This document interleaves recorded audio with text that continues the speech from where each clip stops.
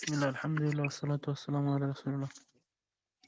কুফরি পরিচয় ও তার তৃতীয় পরিচয়। কুফরি পরিচয় ও তার প্রকারভেদ। কুফরের কুফরের পরিচয়। কুফরি শব্দের অবৈধানিক অর্থ ঢাকা, গোপন করা। শরিয়তের পরিভাষায় কুফরি হলো ঈমানের বিপরীত বিষয়। কারণ কুফরি হলো আল্লাহ তাআলা ও রাসূলের প্রতি ঈমান না রাখা। এর সঙ্গে মিথ্যারোপ তাদের প্রতি মিথ্যারোপ থাকুক বা না থাকুক সে দেখার বিষয় নয়।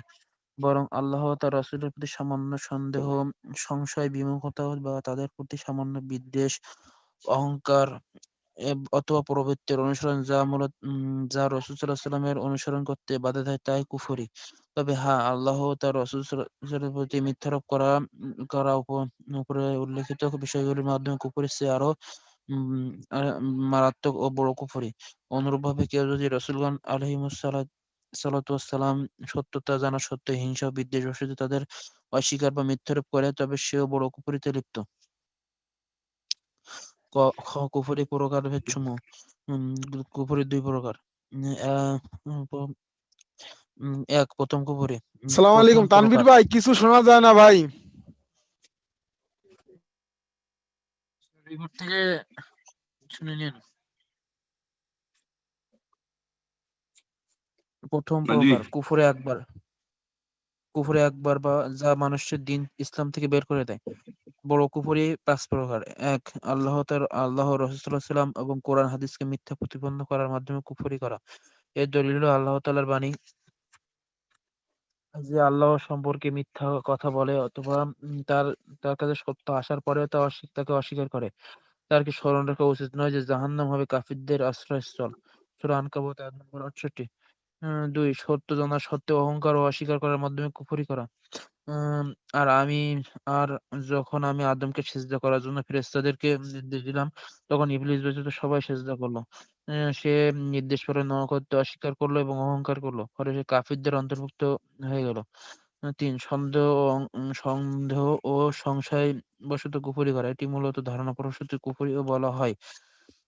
এর দলিল আল্লাহ তাআলা বলেন, নিজেদের প্রতি জুলুম করে সে তার বাগানে প্রবেশ করলো। সে বলল, আমার মনে হয় না যে এই বাগান কখনো ধ্বংস হয়ে যাবে। আমি মনে করি না যে কিয়ামত অনুষ্ঠিত হবে। যদিও কখনো আমার প্রতিপালনকর্তার কাছে আমাকে পৌঁছে দেওয়া হয়, তবে সেখানে এর চাইতে উৎকৃষ্ট পাবো। তার সঙ্গী তাকে সঙ্গে বলে, তুমি তাকে অস্বীকার করছো, যিনি আহ, তোমাকে সৃষ্টি করেছেন মাটি থেকে, অতঃপর বীর্য হতে অতঃপর পূর্ণাঙ্গ করেছেন তোমাদেরকে মানব আকৃতিতে। কিন্তু আমি তো কেবল একথাই বলি যে আল্লাহ আমার পালনকর্তা এবং আমি পালনকর্তার শরীক মানি না।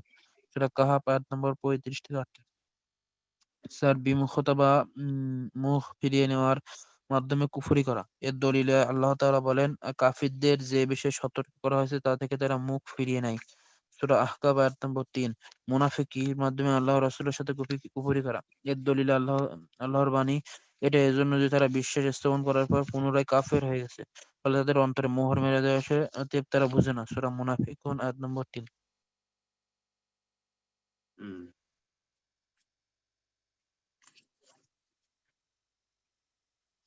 আরো পড়বো? শেষ করেন, এক এক করে শেষ করতে হবে তো, নাহলে তো আগাবো না। আচ্ছা, ঠিক। দ্বিতীয় প্রকার কুফরি হলো কুফরি আসগার বা ছোট কুফরি, যা ইসলাম থেকে বের করে দেয় না। এটি আমলগত কুফরি। এটা ওই সকল গুনাহ যেগুলোকে কোরআন হাদিসে কুফরি বলে উল্লেখ করা হয়েছে, তবে তা বড় কুফরের সীমা পর্যন্ত পৌঁছে না। যেমন নিম্নোক্ত আয়াতে উল্লেখিত নিয়ামতের কুফরি বা বা যা বা অস্বীকার করা।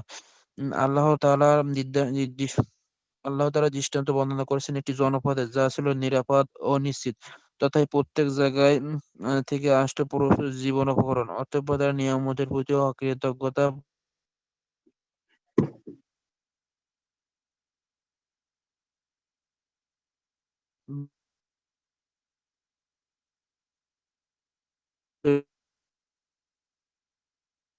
হত্যা করা কুফরি। রাসূল সাল্লাল্লাহু আল্লাহ ছাড়া অন্যের নামে কসম খাওয়া এ ধরনের কুফরি অন্তর্ভুক্ত। রাসূল সাল্লাল্লাহু আলাইহি ওয়াসাল্লাম বলেছেন, যে ব্যক্তি আল্লাহ ব্যতীত অন্যের নামে শপথ করে সে কুফরি করলো অথবা শিরক করে। আল্লাহ তাআলা কবিরা গুনাহগারকে মুমিন বলে আখ্যায়িত করে বলেন, হে ঈমানদারগণ, তোমাদের নিহতদের ব্যাপারে কিসাস গ্রহণ করা বিধিবদ্ধ করা হয়েছে। গ্রহণ করা বিধিবদ্ধ করা হয়েছে। সূরা বাকারা আয়াত নম্বর 178। আল্লাহ তাআলা হত্যাকারী মুমিনদেরকে তালিকা থেকে বের করেননি, বরং নিহতের অভিভাবকদের ভাই বলে উল্লেখ করেছেন। আল্লাহ তাআলা বলেন, অতঃপর তার ভাইয়ের তরফ হতে যদি কাউকে কিছুটা মাফ করে দেওয়া হয়, তবে প্রচলিত নিয়ম অনুসরণ করবে এবং ভালোভাবে তাকে তা প্রদান করা হবে। সূরা বাকারা আয়াত নম্বর 178। এতে কোনো সন্দেহ নেই যে এই ভ্রাতৃত্ব ইসলামী ভ্রাতৃত্বের উদ্দেশ্য। আল্লাহ তাআলা বলেন, যদি মুমিনগণ দুই দলের যুদ্ধে লিপ্ত হয়ে পড়ে, তবে তোমরা তাদের মধ্যে মীমাংসা করে দিবে। সূরা হুজুরাত আয়াত নম্বর 9। পরের আয়াতে আল্লাহ তাআলা বলেন, মুমিনগণ পরস্পর ভাই ভাই, অতএব তোমরা তোমাদের দুই ভাইয়ের মধ্যে মীমাংসা করে দাও। সূরা হুজুরাত 10। শারহে তহবির থেকে সংক্ষিপ্তকরণ।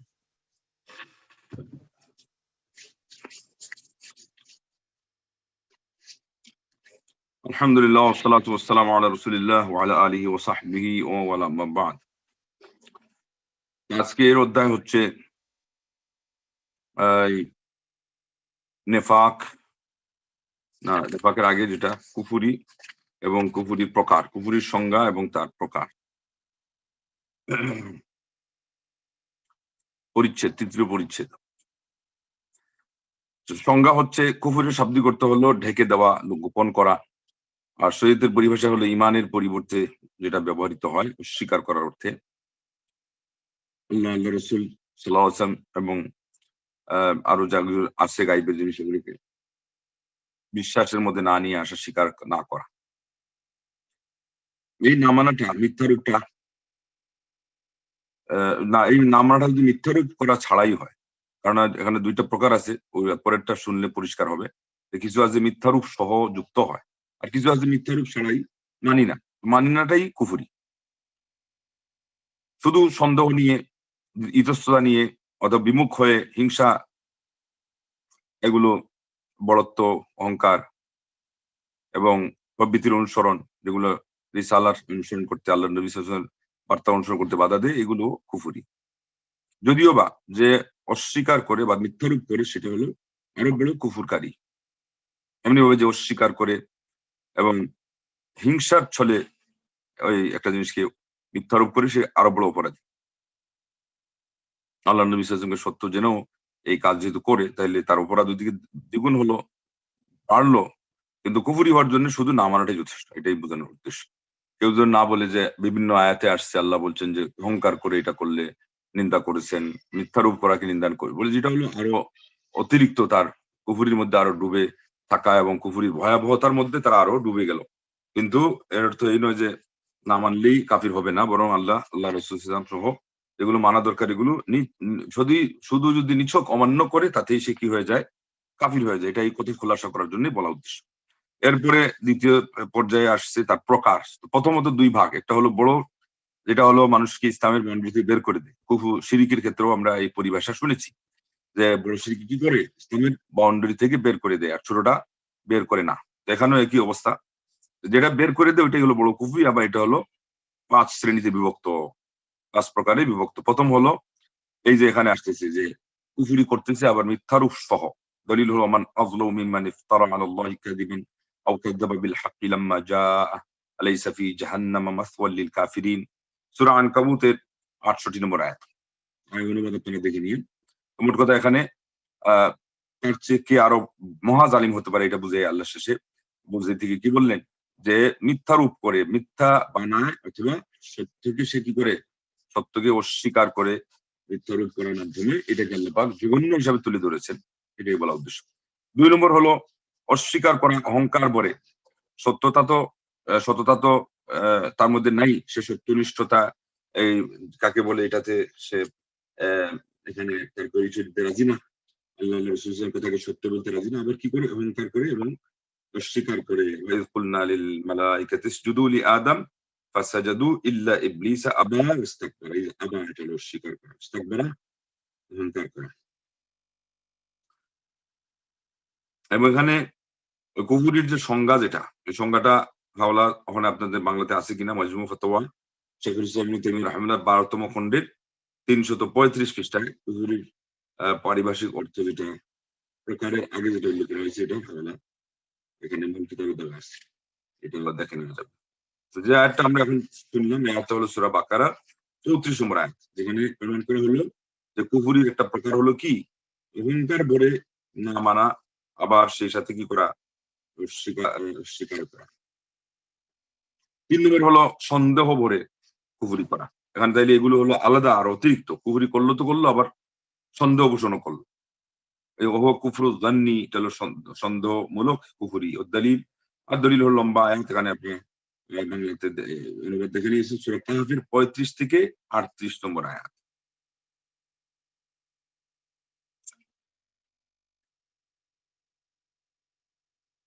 এখানে এতটুকুই আমরা বলতে পারি যে শেষের যে অংশগুলো হয়েছে, আল্লাহ পাক তাকে শিক্ষা দেওয়ার জন্য বলতেছেন।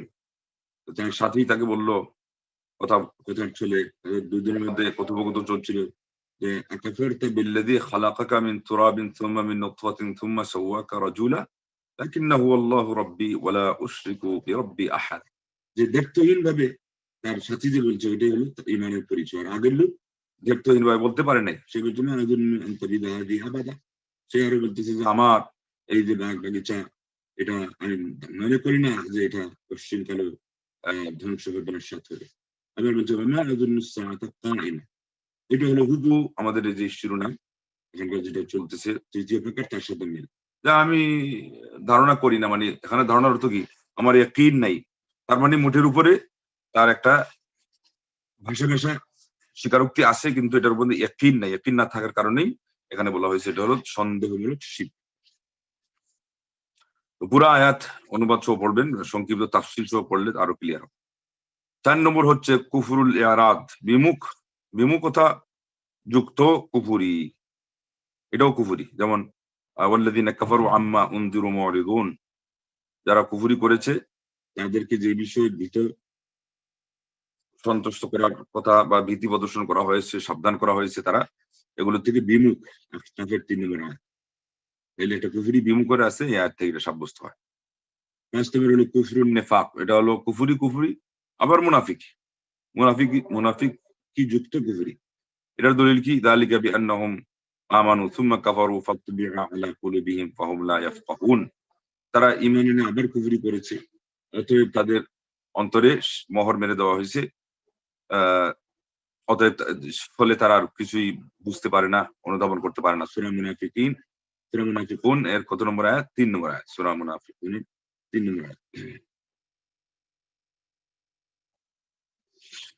আচ্ছা, দ্বিতীয় প্রকার হলো কুফুরির ছোট কুফুরি। এটার সংজ্ঞা কি, যেটা হলো মানুষকে ইসলাম থেকে বের করে দেয় না। এটা হলো আমলি, মানে আমলগত দিক। আর সাধারণত বড় কুফরি হবে কি, আকীদাগত দিক। এবং আমলি বলতে কোন কোন আমল, যেগুলো হলো কোরআন সুন্নাহ যেগুলো নাম ধরে উল্লেখ করা আছে, এগুলো বড় কুফরি পর্যন্ত পৌঁছায় না। ফলে যেমন নিয়ামতের অস্বীকার করাকে কুফরি বলা হয়েছে। ছোট কুফরি বলতে অনেক জিনিসকে বোঝানো, এটা উদাহরণ। নিয়ামতের নাশুকরি করে আল্লাহ কুফরি বললেন, তো এটা তো পশ্চিমকালে ওই কুফরি না। একজন মুসলমান নামাজি রোজাদার অনেক পরেজগার হওয়া সত্ত্বেও অনেক সময় তাদের দেখা যায় আল্লাহ যা দিয়েছেন এর উপরে তার কি নাই, সন্তুষ্টিমূলক কথা নাই, বরং কোন সময় অসন্তোষমূলক মন্তব্য করে ফেলে। তাহলে এটা নিয়ামতের কুফরি। এটা তো কুফর শব্দ প্রয়োগ হয়েছে। সবটাই যদি এক সমান হইতো, তাহলে তো নিয়ামতের নাশুকুর গুজারও কি হয়ে যেত, কাফির হয়ে যেত।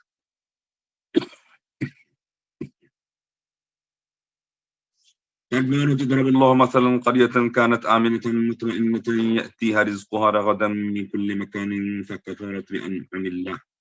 এখানে আল্লাহর নিয়ামতকে অস্বীকার করছে, শেষে যে কথাটা আসছে, রিজিকে তাদের প্রাচুর্য ছিল, আল্লাহর নিয়ামতকে অস্বীকার করার কারণে আল্লাহ শব্দ কি বললেন, ফাকাফারাত। আল্লাহ রাব্বুল আলামিন এখানে অন্য শব্দ বলতে পারতেন, ফাআবাত, ফাআনকারাত, এগুলো বলতে পারতেন, কিন্তু বললেন ফাকাফারাত, কারণ কুফরি শব্দ প্রয়োগ হয়েছে।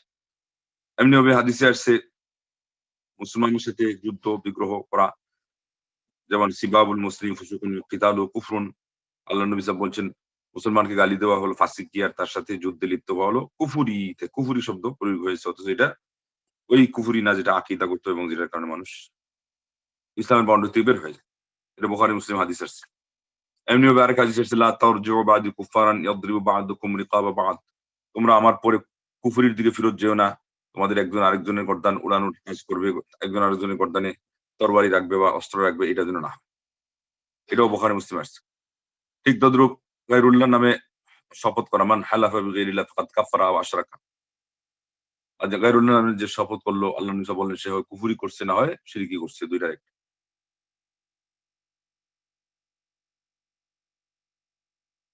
যেভাবে আল্লাহ রাব্বুল আলামিন কাবিরা গুনাহগারকে মুমিন বলে আখ্যা দিয়েছেন, তার মানে গুনাহ করলেই যে কাফির হয় তা না। ইয়া আইয়ুহাল্লাযিনা আমানু কুতিবা আলাইকুমুল কিসাসু ফিল কাতলা। বলছেন যে একজন আরেকজনকে হত্যা করলে এর মধ্যে আল্লাহ পাক কি রাখছেন বিধান, দণ্ডবিধি রাখছেন যে তাকেও হত্যা করা হবে। সম্বোধন কি করছেন? ইয়া আইয়ুহাল্লাযিনা আমানু বলে। যাদেরকেই তিনি হত্যার বিষয়ে দোষারোপ করে বিধান নাজিল করতেছেন, তাদেরকে আবার সবাইকে ডাক দিয়েছেন কি বলে? ইয়া আইয়ুহাল্লাযিনা আমানু বলে। তাইলে প্রত্যেক কুফরির কাজ যেগুলো, সেগুলোই কি হয় না? মানুষকে কাফির বানিয়ে দেয় না? ইমানের গণ্ডির ভিতরে থেকেও মানুষ অনেক কাজ করে, যেটাকে ইসলাম কি বলছে? কুফরি বলে আখ্যা দিয়েছে। সূরা বাকারা ১৭৮ নম্বর আয়াত। অতএব তিনি বলছেন এখানে হত্যাকারীকেও মুমিনদের সমাজ থেকে বের করে দেওয়া হয় নাই, বরং তাকে ভাই বলে দেওয়া হয়েছে। কেসাসের ক্ষেত্রে ফামান উফিয়া লাহু মিন আখিহি শাইউন ফাত্তিবাউন বিল মা'রুফি ওয়া আদাউন ইলাইহি বিইহসান। সূরা বাকারার ১৭৮ নম্বর আয়াত। ওই আগেরটাই, সিরিয়াল আগেরটাই, কিন্তু এটা লম্বা আয়াত, এটা শেষের অংশ আরকি। যে হত্যা করছে তার প্রসঙ্গে কথা বলতে গিয়ে বলা হচ্ছে তার ভাইকে যে মাফ করে দিল, হত্যাকারীকে ভাই বলা হচ্ছে। তাহলে ইমানের সূত্রে এখনো গাথা আছে, এটা বোঝানোর জন্য তিনি দলিল নিয়ে এসেছেন। আর এরপর ব্যাখ্যাতে বলছেন এখানে ভাই বলতে দ্বীনের ভাই, এটা কোনো বংশ সূত্রে ভাই না। এখানে যে কেউ যে কাউকে হত্যা করতে পারে, অতএব এখানে বহু দূরের মানুষও শামিল, কিন্তু ইসলামের বাউন্ডারির ভিতরে হওয়ার ভিত্তিতে তাকে ভাই বলে কি করা হয়েছে? আখ্যা দেওয়া হয়েছে। আরেক আয়াতে আল্লাহ বলছেন, ওয়া ইন তাইফাতানি মিনাল মুমিনিনা ফাতাতালু ফাআসলিহু বাইনাহুমা। যদি মুমিনদের দুই পক্ষ তারা যুদ্ধে লিপ্ত হয়, তাহলে তোমরা তাদের মধ্যে সন্ধি করে দাও, সুরাহা করে দাও। সূরা হুজুরাতের ৯। কি বলা হলো? যুদ্ধে লিপ্ত হওয়া সত্ত্বেও আল্লাহ কি বললেন? এটা মুমিনদের দুই পক্ষ। আরেক আয়াতে ইন্নামাল মুমিনুনা ইখওয়াতুন ফাআসলিহু বাইনা আখাওয়াইকুম। আল্লাহ পাক বললেন যে মুমিন মাত্রই তারা সব ভাই। তোমরা তোমাদের ভাইদের মধ্যে সুরাহা করে দাও। সূরা হুজুরাতের ১০ নম্বর আয়াত। ওইটাই তো। ওই ৯ এর পরে ১০। তারপরে ওই আগের আয়াত, যেহেতু ওইটা দিয়ে উনি দলিল দিচ্ছেন, যে ওখানেও যুদ্ধের কারণে বলা হয়েছে ভাই। এখানেও একটু সামনে গিয়ে আল্লাহ পরের আয়াতেও বলতে চাইছেন এটাই, যে এরা হলো যুদ্ধ করা সত্ত্বেও এরা ভাই। এই কথাগুলো আসছে শারহ আকিদাত তাহাউইয়া থেকে। শারহ আকিদাত তাহাউইয়া আরবি, তার পৃষ্ঠা নম্বর হলো ৩৬১ এই হাওয়ালা থেকে। শেখ বলছেন যে সেখান থেকে উদ্ধৃতি দেওয়া হয়েছে। এরপরে বলছেন যে বড় কুফরি এবং ছোট কুফরির মধ্যে পার্থক্য। ওই আগে যেমন বড় শিরিক, ছোট শিরিকের মধ্যে পার্থক্য করা হয়েছিল, এখানেও প্রায় কাছাকাছি দেখা যাবে ওগুলো পার্থক্য উল্লেখ করা হবে এখানে ৪ টা। আর ওই এখনো ৪ টা ছিল। ১ম টা হলো যে বড় কুফরি মানুষকে ইসলাম থেকে বের করে দেয়, আমল নষ্ট করে দেয়। আর ছোট শিরক ইসলাম থেকে বেরও করে না, তার আমল নষ্ট করে না, কিন্তু তার সেই আমলের ওজন কমায় দেয়। যেই পরিমাণ সে এই ছোট শিরকে লিপ্ত হয়, সেই পরিমাণে তার আমলের তার ইমানের কি করে দেয়? ওজন কমে যায়, ইমানের মান কমে যায়। এবং তাকে শাস্তির সম্মুখীন করে। আল্লাহ যদি মাফ না করেন তাইলে হতে পারে এটার কারণে তাকে দুনিয়াতেও পরকালেও শাস্তি পাইতে হতে পারে। ২ নম্বর পার্থক্য হলো বড় শিরক কুফরির কারণে মানুষ চিরস্থায়ী হয়ে যায় জাহান্নামে। আর ছোট শিরকের কারণে সে জাহান্নামে প্রবেশের একটা ওই জন্য দায়ী হয়। কিন্তু ওখানে প্রবেশ করলেও শুধু এটার কারণে সে স্থায়ীভাবে সেখানে থাকবে না। আর আল্লাহ রাব্বুল আলামিন কখনো বান্দার তওবা কবুল করে এমন অবস্থায় তাকে মাফও করে দিতে পারেন যে সে আর প্রবেশই করবে না। ৩ নম্বর পার্থক্য হলো বড় কুফরির কারণে তার রক্ত, তার সম্পদ হালাল হয়ে যায়। অবশ্য কাছাকাছি হালাল হয়ে যায়। আর ছোট কুফরির কারণে এগুলো হালাল হয় না। এবং হালাল হওয়ার ব্যাখ্যা আমরা ওই সময় বলেছি। হালাল হওয়া মানে ইসলামী রাষ্ট্র থাকলে আইনগতভাবে সেটা হালাল প্রসঙ্গে আসে। এমনি ইসলামী রাষ্ট্র নাই অথবা রাষ্ট্র আছে, জনসাধারণ যদি মনে করে হালাল, হামলা শুরু করে মানুষের জানের উপরে, মানুষের সম্পদ ছিনতাই করে নিয়ে নেয়, সেখানে গিয়ে জবরদখল করে, তাইলে কিন্তু এটা হবে না, এটা অন্যায় হয়। ৪ নম্বর হলো বড় কুফরি, এটা শত্রুতা, যেটা হলো তার মধ্যে এবং মুমিনের মধ্যে যে শত্রু একজন ভাবার কথা, বড় কুফরির কারণে সেটা ভাবতে হয়। কেননা মুমিনদের জন্য উচিত নয় বিধর্মী যারা এদেরকে ভালোবাসা, তাদেরকে আপন জানা, যদিও বা সে রক্তের সম্পর্কের দিক থেকে খুব একেবারে কাছের থেকে আরো কাছেরও হয়। কুফুরির কারণেই সে কি হয়ে যায়, সেই ভালোবাসা পাওয়ার থেকে, আন্তরিকতা, ভক্তি, শ্রদ্ধা এগুলো পাওয়ার থেকে, হৃদ্যতা এগুলো পাওয়ার থেকে সে বঞ্চিত হয়ে যায়। আর ছোট কুফুরিতে লিপ্ত হওয়ার কারণে এই সমস্যা হয় না। মানে একেবারেই যে তাকে ঘৃণা করতে হবে এমন না, কেননা এখন সে মুসলমান হওয়ার ভিত্তিতে যে পরিমাণ তার মধ্যে ভালো আছে তাকে ভালোবাসা লাগে, যে পরিমাণ খারাপ থাকে সেই পরিমাণ তাকে ঘৃণা করা লাগে। এবং শেষে তিনি ব্যাখ্যা দিয়ে বলছেন যে অবাধ্যতা, যে পরিমাণ অবাধ্যতা, আল্লাহ আইনের বিরোধিতা করতেছে, আল্লাহ কোরআনের হাদিসের, বিশেষ হাদিসের বিধিনিষেধের এর ভিত্তিতে তার সাথে ঘৃণার সম্পর্ক হবে, আর তা না হলে মুমিন হিসাবে ওই পরিমাণ তাকে ভালোবাসতে।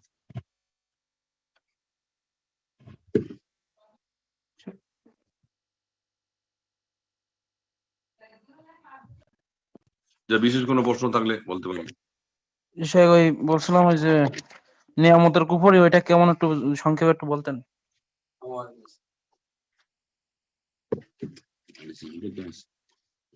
নিয়ামতের কুফরি না শুকরি, শুকর গুজারি যে করে না সেটাই আল্লাহ কোরআনে বলছেন, ولئن كفرتم إن عذابي لشديد لئن شكرتم لأزيدنكم ولئن كفرتم إن عذابي لشديد। শুকরিয়ার বিপরীতটাকেই ধরছেন কুফরি। এবং হাদিসে আল্লাহ নবী বলছেন যে আমি মেরাজের রাতে গিয়ে তোমাদের মহিলাদেরকে বলছেন বেশি বেশি সংখ্যককে দেখছি জাহান্নামে।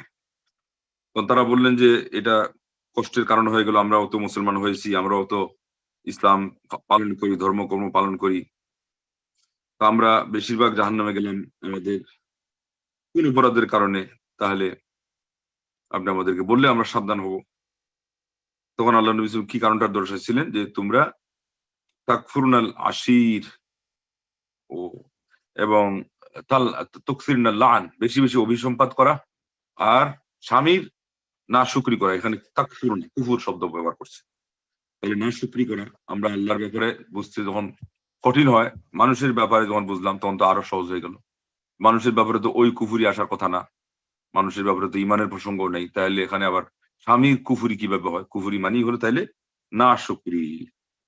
কোরআনে যেটা বলা হয়েছে, এই পাশাপাশি শুক্রের মোকাবেলায় যখন কুফুর শব্দ আসবে, তখন যেটা শুক্রিয়ার বিপরীত, এটা ওই ইসলামের এবং ইমানের বিপরীত না, এটা বোঝাটা কি হবে? সহজ হবে। এই জন্য সূরা ইব্রাহিম আয়াত নম্বর ৭, ওয়াইয তাআযানা রাব্বুকুম লাইন শাকারতুম লাআযীদান্নাকুম, তোমাদের রব ফয়সালা করেছেন যে তোমরা যদি শুকরিয়া আদায় করো তাহলে উনি বলছেন আমি বৃদ্ধি করে দিব, অবশ্যই বৃদ্ধি করব।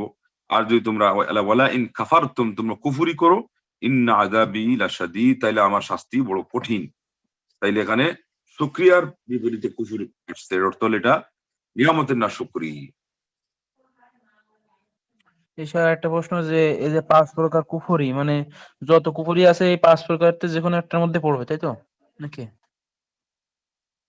মানে এই 5 প্রকারের মধ্যে সীমাবদ্ধ যে কোনো কুফরি? এটা শেখ সালিহ ফাওজান হাফিজাহুল্লাহ উনি ওনার গবেষণায়, এটা তো আর এইভাবে বলে নাই, নাম্বারিং করা নাই, উনি গবেষণা করে এতটুকু উদ্ধার করেছেন। এবং আরো যদি কোনো জায়গায় আরো ব্যাখ্যা পাওয়া যায় চুলচেরা, তো আমরা যদি এই কথা বলে দিই যে 5 প্রকারের পরে আর পাওয়া যাবে না, তো দরজা বন্ধ হয়ে গেল। এটা মানুষের গবেষণাকে কোশ্চিন কালো এটা চূড়ান্ত বলা হয় না। আমরা এতটুকু শিখছি, 5টাই গণে রাখ, 5টা গণে রাখলেই যথেষ্ট। আপনি যে কোনো জায়গায় বলতে পারবেন, মানুষকে বুঝাইতে পারবেন। আবার ওর বিপরীতে গিয়ে যে যতই কুফুরি আসবে, এইটাই তো সমস্যা। আমাদের সমাজে বর্তমান বক্তাদের কারণে যে সমস্যা হচ্ছে এটা এইভাবেই। ইনি তো এত বড় একজন আলেম, 5টা গণে আমাদেরকে এটা জানাইছেন যে হ্যাঁ আমি আমার আয়াতে গবেষণা করে দেখছি যে এই শব্দগুলো আল্লাহ মেনশন করেছেন, তাইলে আমি 5টা প্রকার আপনাদেরকে বলে দিলাম। তাও ওটা শেষে কি বলছে, এটা হলো আকিদা তাহাউইয়া শারহ, আকিদা তাহাউইয়া ইবনু আবিল ইজ আল হানাফি, যেটার মূল লেখক হলেন ইমাম তাহাউই। তার ব্যাখ্যা আছে, সেটা সেই ব্যাখ্যা থেকে উনি এটা বলেছেন। বেশিরভাগ আশা আছে যে এর মধ্যেই সীমাবদ্ধ থাকবে, কিন্তু এটাকে ছিপিয়েটে বলা হয় না। কোনো আলিমের গবেষণার ভিত্তিতে কোনো জিনিসকে ছিপিয়েটে শিলমোহর মেরে বলা হয় না।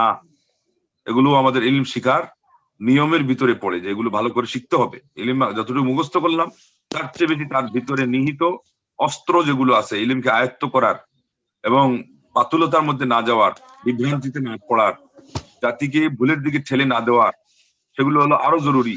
এগুলো ভালো করে আয়ত্ত করে রাখতে হবে। আসসালামু আলাইকুম শায়েক। ওয়ালাইকুম সালাম। হ্যাঁ শায়েক, একটা প্রশ্ন ছিল যে আমি আল্লাহর সাথে শিরক করতেছি, তো এইটা আমি কিভাবে অনুধাবন করব বা এটা আমি কিভাবে বুঝবো? শিরিকের ইলম শিখা তো এই কারণে, ইলমের ফায়দা তো সেটাই, আপনি এটা দিয়ে মাপবেন। শিরিক তো সুস্পষ্ট, যেগুলো আমলি দিক থেকে কথা এবং কাজের, ওগুলো হলো দলিল আপনাকে বলে দিবে, বই পড়তে হবে, না হলে বড় একজন আলিমকে জিজ্ঞাসা করতে হবে। হাদিসে আসছে যে তোমার অন্তরকে জিজ্ঞাসা করো, সেখানে সুস্পষ্ট বিধান যেখানে নাই অথবা আমার জানা নেই, সেই জায়গাতে অন্তর যদি সুস্থ থাকে তাহলে অন্তরই অনেক সময় বলে দেয়, খটকা হয়, প্রথমে অবশ্যই সিগন্যাল দেয়, এরপরে গিয়ে সমস্যা হয় অন্তর সুস্থ থাকলে। কিন্তু যাদের জন্মই হয়েছে ধরে নেন যে শিরকের আখড়ার মধ্যে, আমাদের সমাজে যে প্রচুর পরিমাণ ভণ্ডামি যেখানে আছে, ওরা গায়রুল্লাহকে ডাকাকেই মনে করে আল্লাহ পাওয়ার মাধ্যম, ওরা সহজে বুঝবে না, ওদেরটা অন্তর ধরতে হবে, মরেই গেছে। কিন্তু অন্তত সৃষ্টিগত স্বভাব ঠিক থাকলে অন্তর সিগন্যাল দিবে। যেমন কোন একটা কথা আমি বলে দিচ্ছি একজনকে যে ভাই, আপনি আমার জীবনের সবকিছু, আমার সুখ দুঃখের সবকিছু, এটা প্রথমে যে কোনো একজন মানুষ সৃষ্টিগত স্বভাবেরও ঠিক থাকলেই তার মন তাকে সিগন্যাল দিবে, মুখ দিয়ে আমি তাকে খুশি করার জন্য যে কথাটা বলতেছি এটা কেমন হয়ে যাচ্ছে। এগুলো প্রায় সময় হয়, নিজেদের মধ্যে হয়। ও শিক্ষা দীক্ষা যাদের যত কম, মা ও বোনদের মধ্যে এগুলো আরো বেশি হয়, এই কথাটা বলতেছি বা এই কথা বলে ফেললাম, হায় হ্যাঁ, না জানি কি হয়। এগুলো সিগন্যাল দিতেই পারে, কিন্তু এটা চূড়ান্ত না। চূড়ান্ত হলো ইলম। এই যে ছোট শিরিক বড় শিরিক ভাগ করে বই লেখা হয়েছে, এবং এই ধরনের যে এখানে যে বইটা আমরা পড়তেছি, এগুলো তো এটার কারণে, এগুলো মনেও রাখতে হবে। হ্যাঁ, একান্ত মনে মনে নাই, আবার পড়তে হবে, আবার পড়তে হবে, আবার আইন দিকে জিজ্ঞাসা করতে হবে।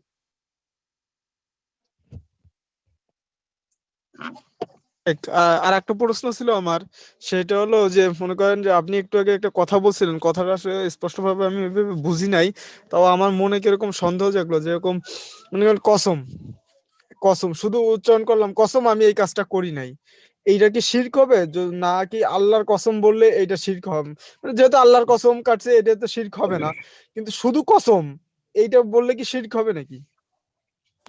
কথাটা তো ভালো করে শুনতে হবে। এখানে তো কসম আর আল্লাহর কসম এটা বলা হয় না, এখানে যেটা বলা হচ্ছে গায়রুল্লাহর নামে, গায়রুল্লাহর নামে, আসল পয়েন্টে তো এটা। আপনি ও বলে দিল যে কাবা শরীফের কসম, বলে দিল যে আমার জনমের কসম, বলে দিল মাতৃভূমির কসম, এগুলো সব মাখলুক। আল্লাহর নামে কসম খাইলে তো এটা জায়েজ। কথা, বিষয়টা বুঝতে পারছেন কিনা? পার্থক্য হলো মাখলুকের নামে, আর এটা এই কারণে যে জি মাখলুককে শাহেক, জি শাহেক। যখন আমরা শপথে আনলাম, তো আল্লাহ রাব্বুল আলামিনের নামে আমরা শপথ করি কেন? যে এটা সম্মানী। এই জন্য কর্তৃপক্ষ বিশ্বাস করতে বাধ্য হয় যে লোকটা আল্লাহর নামে শপথ করলো রে, তাইলে নিশ্চয়ই সে সত্য না হলে পারে না। তাইলে কি বোঝা গেল? আল্লাহকে সম্মান দিতে গিয়ে আমরা আল্লাহর নামে শপথ করি। তো এই জায়গায় গায়রুল্লাহর নামে শপথ করলে ইসলাম কি ধরছে? এটাকে শিরিক বা কুফরি ধরছে। এই জন্য যে সে যখন আল্লাহর সম্মানের জায়গায় আরেকজনকে বসিয়ে দিয়েছে। কিন্তু কোরআনের শপথ খাইলে এটা জায়েজ আছে, কোরআন হলো আল্লাহর সিফত। কাবার শপথ করলে হবে না, কেন কাবা মাখলুক। নবী সাল্লাল্লাহু আলাইহি ওয়াসাল্লামের নামে শপথ খাইলে হবে না, তিনি মাখলুক। ফিরিস্তার নামে শপথ খাইলে হবে না, ফিরিস্তাও মাখলুক। মাখলুকের নামে শপথ খাওয়ার কথা বলা হচ্ছে। তাও স্বাভাবিক অবস্থায় শপথ খাওয়াকে ছোট শিরিক ধরা হবে, ছোট কুফরি ধরা হবে। আর যদি কেউ ওই মাখলুককে খালিক তথা আল্লাহর মতো সম্মান করতে গিয়ে এটা বলে, যেমন আমাদের কিছু লোক আছে পীর বাবাদেরকে সাবদাল নাম দেয়, তারপরে এমনকি আরব দল আছে নারীপতির গান গায় যারা, এরা লালন ফকিরকেও আল্লাহ মনে করে, নাউজুবিল্লাহ। শব্দে অনেক সময় বলে না, কিন্তু এমন সম্মান দেয় যে ও মারা গেছে কবে, ওর কবরে গিয়ে তীর্থস্থান বানায়, বছরে বছরে সেখানে গিয়ে তাদেরকে ইয়ে পালন করতে হয়, নাউজুবিল্লাহ। আবার সিদ্ধি খায়, মদ খাওয়াকে হারাম জানে, নাউজুবিল্লাহ। জিনাকে তারা কিছুই মনে করে না। এরা অনেক সময় এগুলো এদেরকে আল্লাহর মতো সম্মান করে, আর মনে করে কি যে এগুলো মাধ্যম, এরা ভালো মানুষ ছিল, সাধু মানুষ ছিল, এদেরকে ধরলে আল্লাহ পাওয়া যাবে। এটা না হলেও শাহজালাল মাজারে তো ওই নিয়তি বেশিরভাগ যায়, শাহ কোরআনের কাছে যায়, খান জালালের কাছে যায়। আর কাফি হিন্দু যারা এরা তো তাদের দেবতা আছেই। এগুলো মূর্তি, কিন্তু ওগুলো কোনো আলাদা এমন কিছু না, ওগুলো প্রতিচ্ছবি, ভালো কোনো মানুষের প্রতিচ্ছবি। আর আমাদের এরা তো ভালো মানুষের প্রতিচ্ছবি বানায় নাই, কিন্তু ওনার কবর কি বানিয়ে লিছে ওদের মূর্তির জায়গায়। এই জন্য গান্ধী বলেছিলেন যে ভারত में का दो संतान, एक हिंदू और एक मुसलमान। फर्क यह है कि हिंदू अपना देवता को पूजते मिट्टी पे रखकर, और मुसलमान अपनी देवताओं को पूजते हैं मिट्टी पे छुपा कर। ভারত মায়ের 2 সন্তান, এক সন্তানের নাম জাতিগত নাম মুসলমান, আরেক সন্তানের জাতিগত নাম হিন্দু। পার্থক্য হলো যে হিন্দুরা মূর্তিকে উপরে রেখে, মাটির উপরে রেখে পূজা করে, আর মুসলমানরা মাটির নিচে দাফন করে পূজা করে। এরা কারা? ওই যে মাজারপন্থী। তো ওই জায়গায় সম্মান অতটুকু দিয়ে যদি শপথ করে তাহলে এটা বড় শিরকি হয়, আর না হলে এটা কি হয়? ছোট শিরকি। কিন্তু হলো গায়রুল্লাহর নামে শিরক, মানে আল্লাহ ছাড়া অন্য কারো নামে, যেটাকে আমরা এক শব্দ কি বলতে পারি? মাখলুক। মাখলুক হলেই এটা নিষিদ্ধ হয়ে যাবে। এখানে যে শেখ প্রথম আরেকটা প্রশ্ন হ্যাঁ প্রথম নম্বরে অস্বীকার বলা হয়েছে, আবার দ্বিতীয় নম্বরে অহংকারের সাথে যেটা বলা হয়েছে এটাও অস্বীকার বলা হয়েছে। তো এই দুইটার মধ্যে পার্থক্য, অস্বীকার কুফরের অস্বীকার যে পার্থক্য কেমন হবে? না, এটা এর শব্দ অনুবাদে এরকম আসছে। অনুবাদে কেন, আয়াতেই তো ওইভাবে আসছে, ওনার তো কোনো দোষ নাই। এটা হলো আমরা বেশি চিন্তা করলে দোষ, অত বেশি চিন্তা করা লাগবে না। তো এখন সমস্যা কি? এখানে সমস্যা তো নাই। আল্লাহ পাক 2টা শব্দ ব্যবহার করছেন তাকিদের জন্য। এখানে উনি বোঝাচ্ছেনই যে এটা হলো অতিরিক্ত জিনিস। অতিরিক্ত জিনিসের মধ্যে তো কোনো কৌজ বের করার দরকার হয় না, কুফরি তো হয়েই গেল। এখন কেউ অস্বীকারও করছে, অহংকারও করছে, তো আল্লাহ রাব্বুল আলামিন আয়াতের মধ্যেই তো এটা বলে দিয়েছে। আয়াতের মধ্যেই আল্লাহ এটা বলেছে, এটা তো অনুবাদক দোষটা।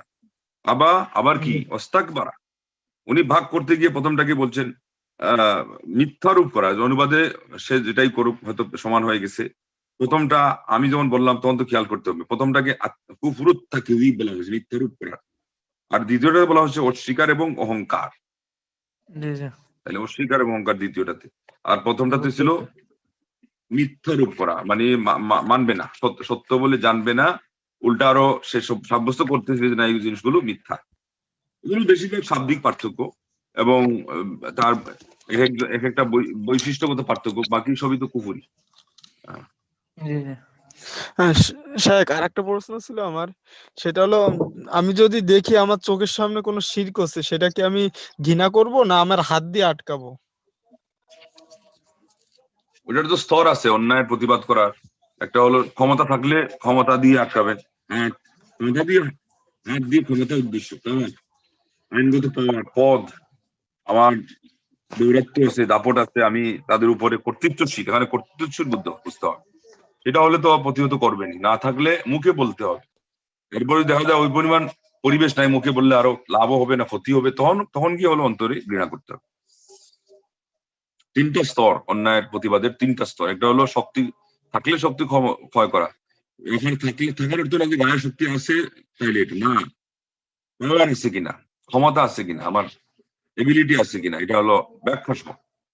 ঠিক তদ্রুপ আমি সাউন্ড করতেই পারি, আমার মুখে আওয়াজ আছে না, এটা না, আমি মুখে প্রতিবাদ করে হিতে বিপরীত না হয়ে টিকে থাকতে পারবো কিনা, অন্তত সেই মানকের না মানে। তো এখানে বলা হয়েছে যে আপনি মুখে বলবেন, যখন দেখবেন যে না বলে লাভও হবে না, উল্টা আরো রিয়েকশন হবে, এরপরে আরো ভালো অনেক জিনিস হয়তো বলার দরকার ছিল, শিরিক কুফুরি সমাজে হচ্ছে ওগুলির প্রতিবাদ করার দরকার ছিল।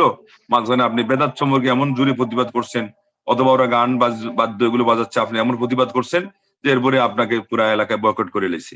তাইলে ইসলাম কি বলছে? এমন অবস্থায় ধৈর্য ধরে, তখন কি করতে হবে? অন্তর দিয়ে অবশ্যই ঘৃণা করে আপনি কষ্ট ফিল করবেন, তখন আপনার ইমান বেশি গেল, আল্লাহর কাছে আপনি দায়িত্ব হয়ে গেলে। এই যে পদ্ধতি, 3টা পদ্ধতি আজকে সবাই চিন্তা করে আমাদেরকে আজকে ওই যে ফিলিস্তিন নিয়ে আর আওয়ামী লীগ নিয়ে এত গালাগালি করে না, কারণ এই 3টা পদ্ধতি আল্লাহ বলে দিয়েছেন। পাওয়ার না থাকলে আপনার দ্বিতীয় ক্ষেত্র ব্যবহার করবেন, দ্বিতীয় না থাকলে আপনার ঘৃণা, এবং আমাদের অন্তর খুলে দেওয়া হোক তারা যে আমরা অন্যায়কে ঘৃণা করি কিনা। আমরা যেখান থেকে খালি ইহুদি খ্রিস্টান ফতোয়া দিয়ে যে নিজেদের পরিবেশ নষ্ট করতেছে একদল মৌলবী, এই মৌলবীগুলোরে আল্লাহ যে কিয়ামতের দিন কি শাস্তি দিবেন আল্লাহ বলে। সবকে আল্লাহ হেদায়েত করুক, এটা দোয়া করুন, আমিন। আলহামদুলিল্লাহ, সুবহানাকাল্লাহু ওয়া বিহামদিকা আশহাদু আল্লা ইলাহা ইল্লা আনতা